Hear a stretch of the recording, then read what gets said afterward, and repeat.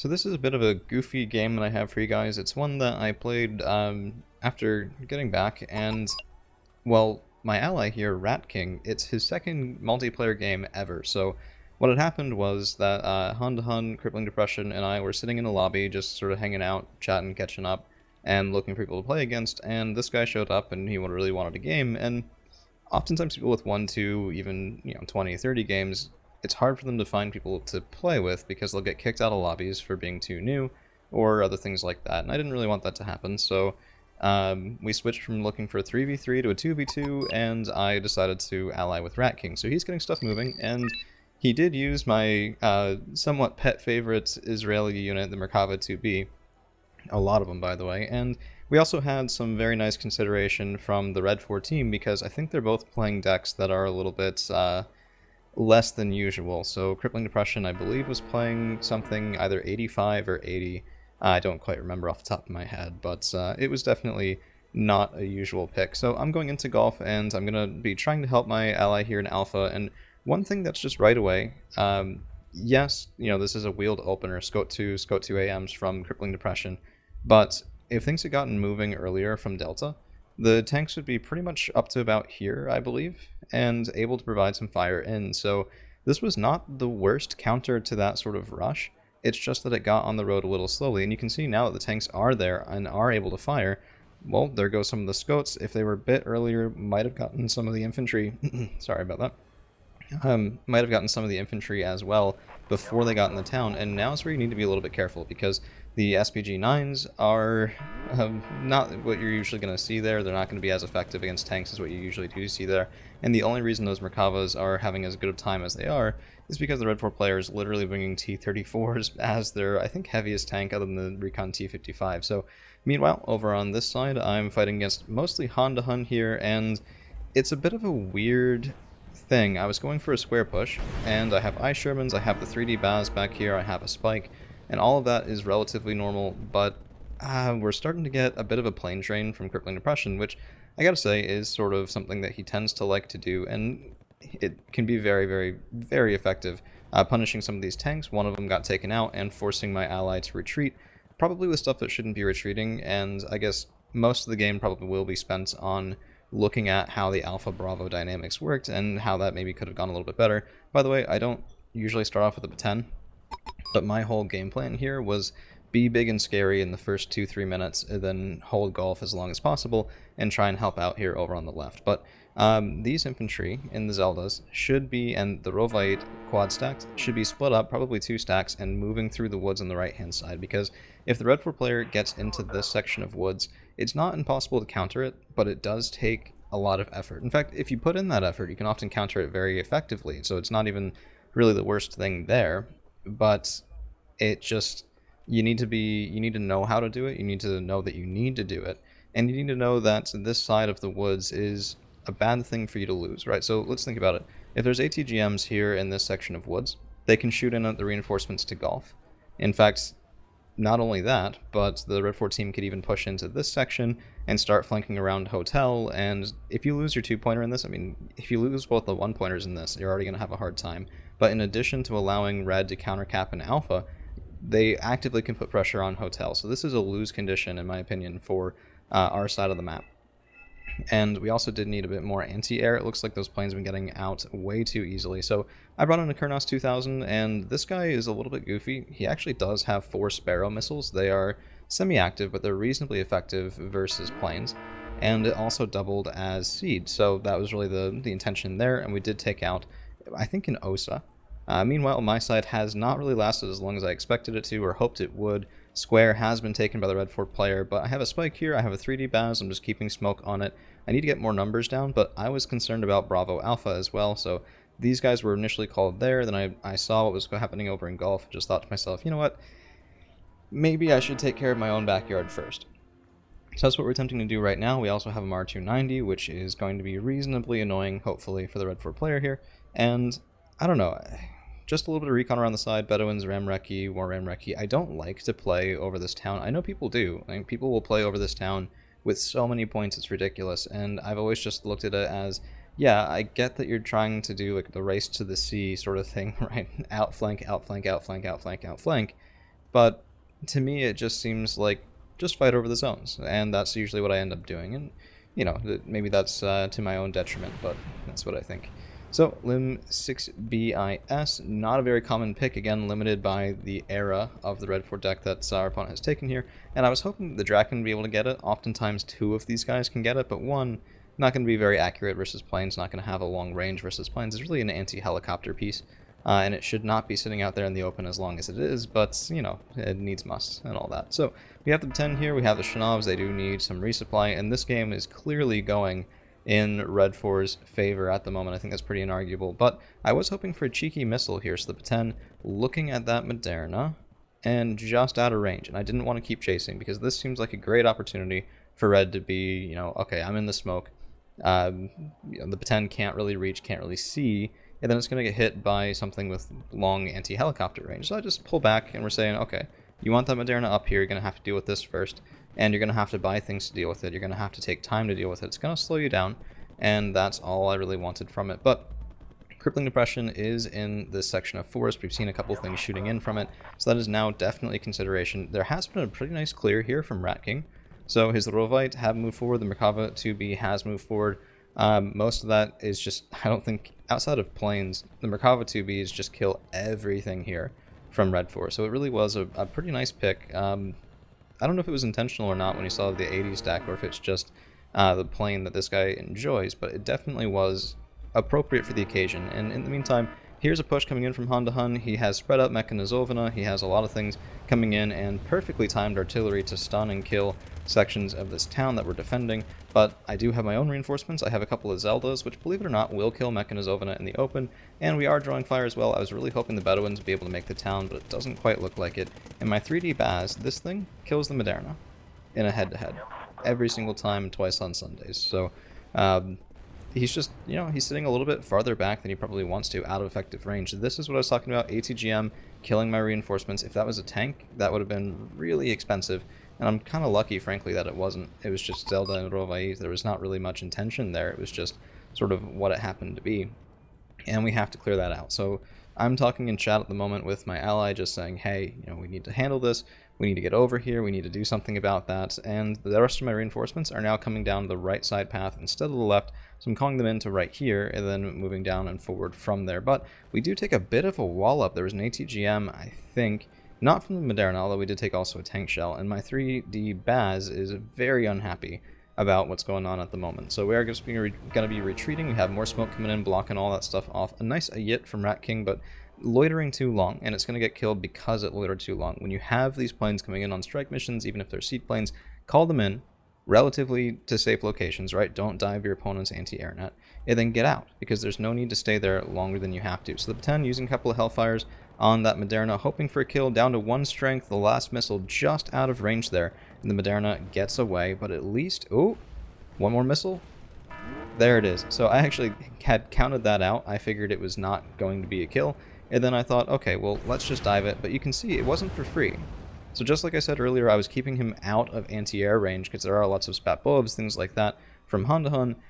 There I said to myself, the Moderna's on 1 point of strength, let's go in and do the trade and get the kill. It's 160 point super heavy with low availability versus 130 points, or I think it's 130, versus a somewhat equivalent value Peten with similar availability. So not really a great trade for me, but it does eliminate some of the Red 4 forces on the ground, which does save me a bit of time.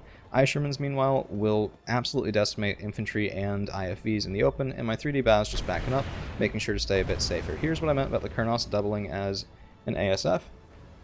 And particularly against cheap bombers, I think there really is a nice usage case for that, because he can protect himself as well. So you go in after the bomber that's diving your lines, you get the kill on that, and if any radar anti-air turns on, because they think, oh, it's an ASF, but they don't see that it's a seed plane, hey, it works, right? It's good enough for me. So we have the Sherman Zeldas. I have no infantry here. That's still coming in on the way, and I was bringing in a bunch of Rios as well as another Merkava 3B, because I thought to myself, you know, at this point, we need to handle this woods, and we probably need to handle it together. I was pinging in here and in here to my ally. I don't think he quite knew how to do that. So by the end of the video, we will show a little bit of how to push that back from this side of the board. And it won't work all the time like this, that's for sure, but it will work reasonably well especially if you have really good tanks like Israel does with the Merkava 3B with a 3D Baz. I didn't call out a true super heavy with the 3D Baz, just the 3B. But keep in mind, this thing has a Mark 19 frag launcher. It has 21 frontal armor, which is still more than scary enough for most things in most decks that will be up this far, especially older decks like the one that Crippling Depression was playing. But for right now, first we are going to go back into golf, and then we'll come back over here later on. 22M4, this guy is an ATGM playing Crippling, looking for a little bit of revenge there after I shot down his fighter, and we'll see if he gets it. Oh, missiles away. Almost. Very much an almost thing there, very close, much closer than I wanted it to be.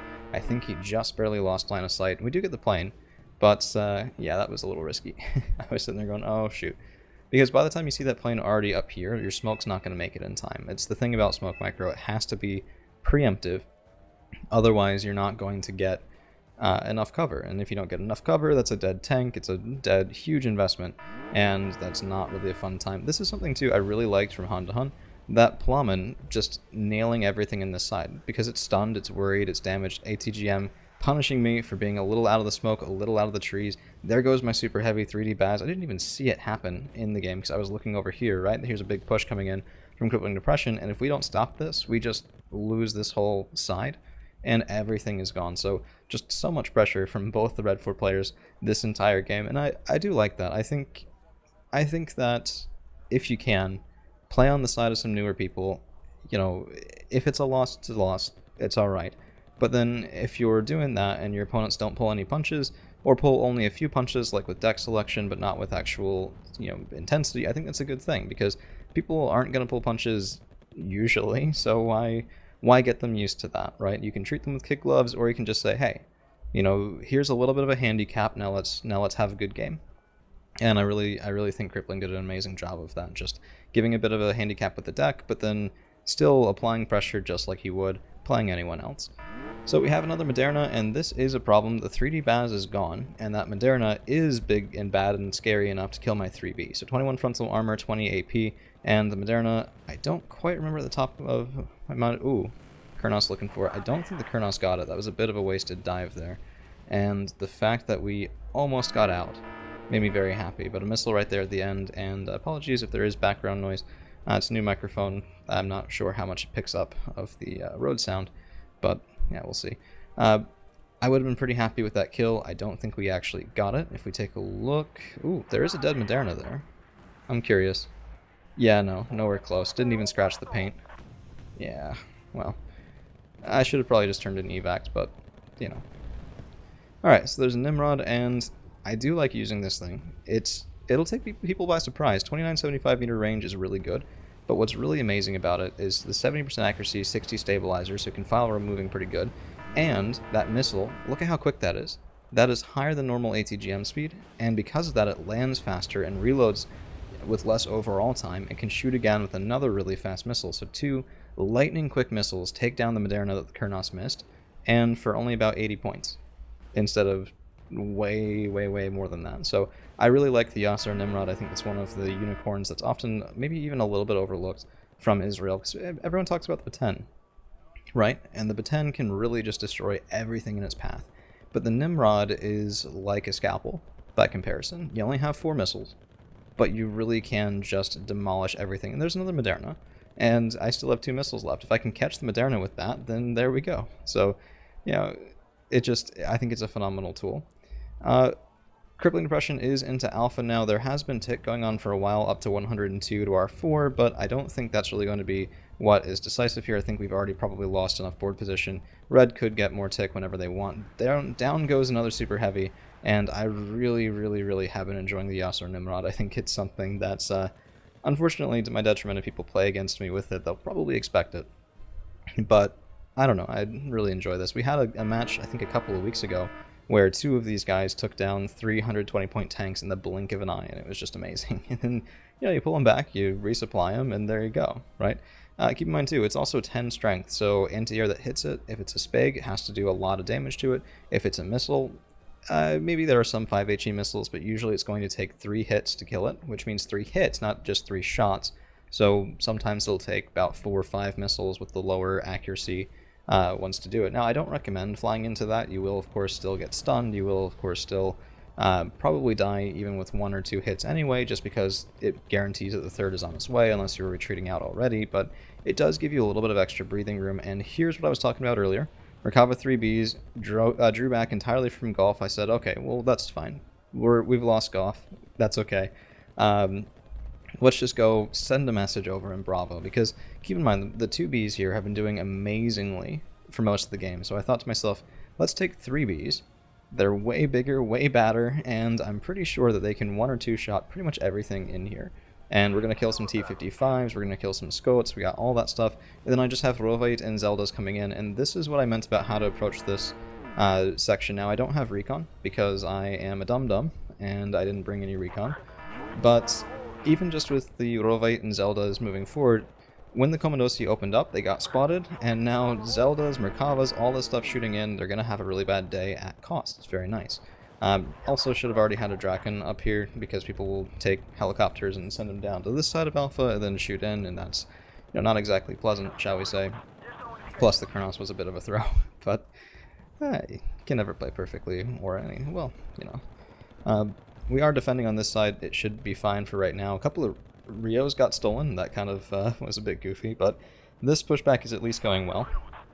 And, you know, if the Merkava 3Bs get into the woods, they can still fight reasonably well, and then we could, in theory, try and roll back all of Bravo.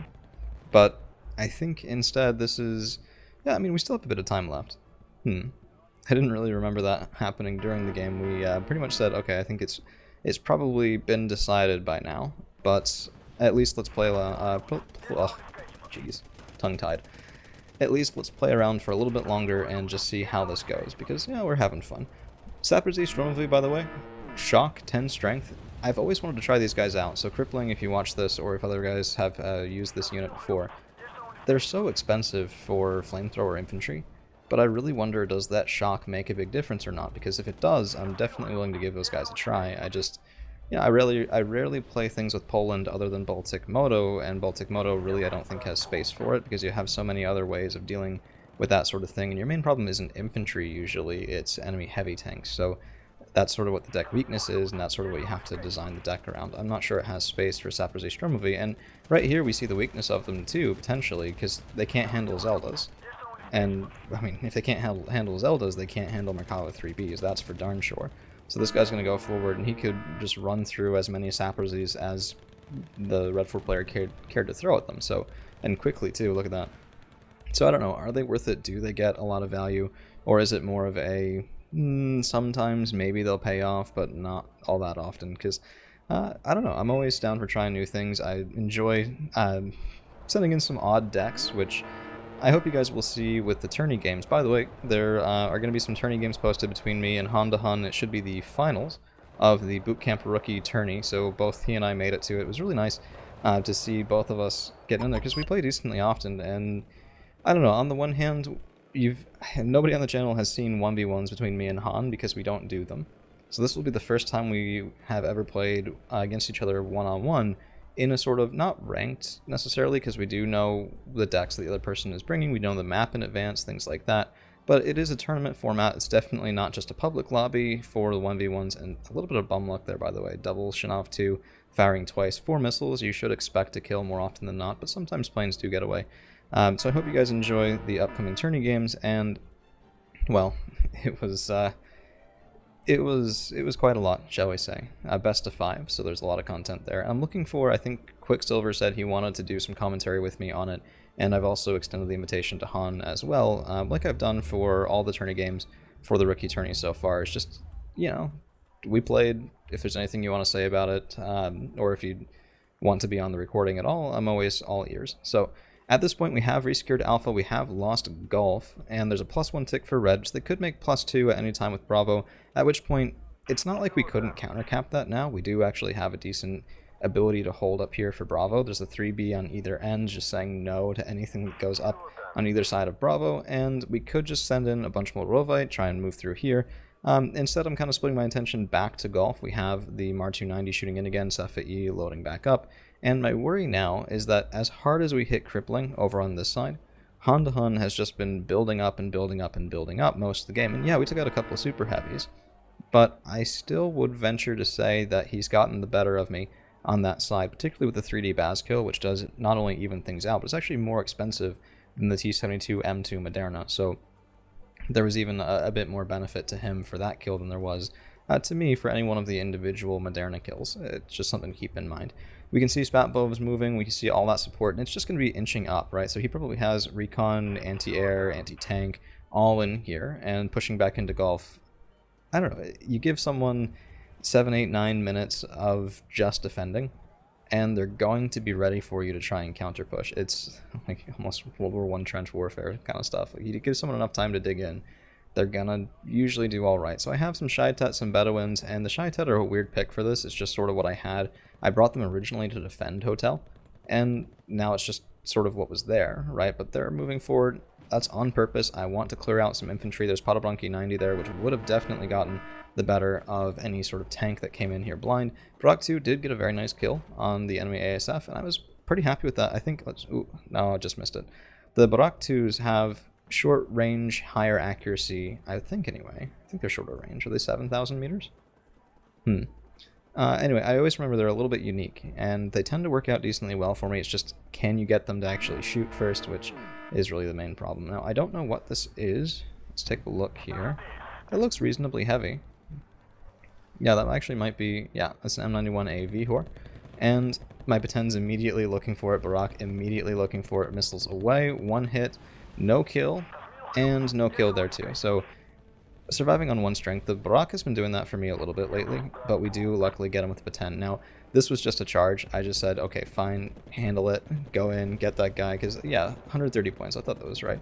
The M91A is 170. It's the really, truly biggest, baddest super heavy that Entente can bring, and I figured that was worth it. We actually got out this time as well, probably some funky line of sight stuff. I think my opponent had anti-air in the back parts of these trees, and just line of sight block. So the Baten got back, he'll be healing up, and we took out another super heavy, just super heavy hunting as much as I could this game. But some nice suppressing artillery from the Red Fort team as we have Captain Bravo, and this move, I mean, look at this. This is one of the other things with newer players, I think. You forget sometimes that you earn income throughout the game non-stop, and you need to be calling things in throughout the game non-stop, because if you ever have enough to call in 4 Merkava 2As in a single stack, you've been waiting too long. This is 400 points. Usually, if you get to about 150, 170 points and you're not saving for something like a super heavy, or if you're playing USSR and you're saving for one of their really expensive tank, well, not, I guess tanks too, but they're really expensive jets, then that's probably too much. You should be getting stuff in, moving up toward the field, because there's a time between when you buy something and when it shows up as well. So you need to be getting things on their way ASAP, and waiting this long for Merkava 2As. Imagine if 2 of them had come in 2 minutes earlier, right? That tempo would have been a lot better for us to push back into Bravo. And they could have, because you get about 105, 110, I think, points per minute. So almost 2 minutes ago is when at least half of those could be called in. I doubt this purchase brought him down to 0. I'll probably closer to 0, but not entirely. And this also is a bit of a shame. So the Proletary 90 will eat these guys for breakfast at close range, and the fact that there hasn't been a stun is just because these guys were preoccupied with other stuff. Now they're panicked, now they're not hitting very well, they're not reloading very quickly, and the Proletary 90 with those Strelzyns are very, very deadly. 24 AP, 20 RPM, brutal infantry, and down go 400 points of tanks. Of course, there was also some cluster in there, and that's never really going to be helpful, but that really was the big opportunity, I think, that Bravo push, and what it probably needed was a little bit of smoke, and for my 3B to be moving with it, which it wasn't, that's sort of on me. I think the other one might have? Huh. Genuinely not certain what happened to my other 3B, I guess. Probably missed it in the recording, but, well, we'll see. We'll see. So, Moglan moving forward, Sephi'i, Draken, Nimrod, and at this point I was sitting there looking at it going, okay, well, we've done our best. I think for a team made of, you know, a captain and somebody on their second multiplayer game, I think we did fairly well. And I really do want to compliment Rat King, because I've seen one heck of a lot worse, and at 2 multiplayer games, I was a heck of a lot worse. So, yeah, fair enough. Well played, sir. And I'll hope to see you around.